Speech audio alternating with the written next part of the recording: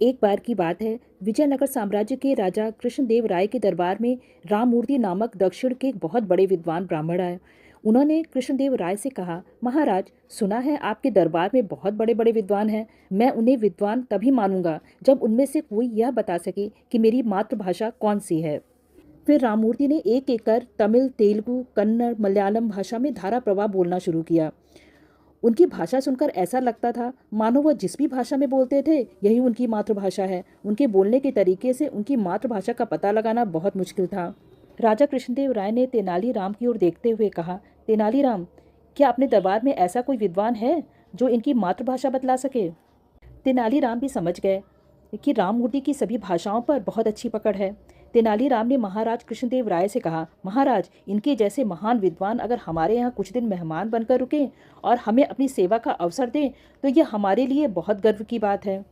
महाराज कृष्णदेव राय भी तेनालीराम के इशारों को समझ गए और उन्होंने विद्वान से कुछ दिन महल में रुकने का अनुरोध किया। राममूर्ति 3 दिन महल में रुकने के लिए तैयार हो गए। दूसरे दिन जब राममूर्ति नित्य कर्म के लिए जा रहे थे तो तेनालीराम भी उनके साथ चलने लगे। रास्ते में एक कांटा राममूर्ति के पैर में चुभ गया और राममूर्ति ने अम्मा अम्मा बोलते हुए अपना पैर पकड़ लिया। तेनालीराम ने राममूर्ति के पैर से कांटा निकाला, जिससे उसको थोड़ा आराम मिला।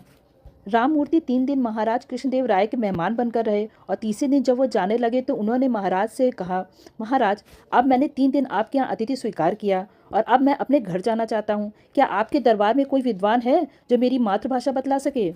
तभी तेनालीराम खड़े हुए और बोले, महाराज, राममूर्ति बहुत बड़े विद्वान हैं और उनकी सभी भाषाओं पर इतनी मजबूत पकड़ है कि यह पता लगाना बहुत कठिन है कि उनकी मातृभाषा कौन सी है, किंतु मैं दावे से कह सकता हूँ कि इनकी मातृभाषा तमिल है।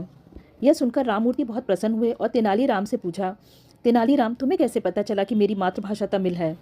तेनालीराम बोले, जब आपके पैर में कांटा चुभा था तब आपके मुंह से अम्मा अम्मा शब्द निकले थे। जब व्यक्ति कठिनाई में होता है तो अपने माता पिता या परमेश्वर को याद करता है, और वह भी अपनी मातृभाषा में।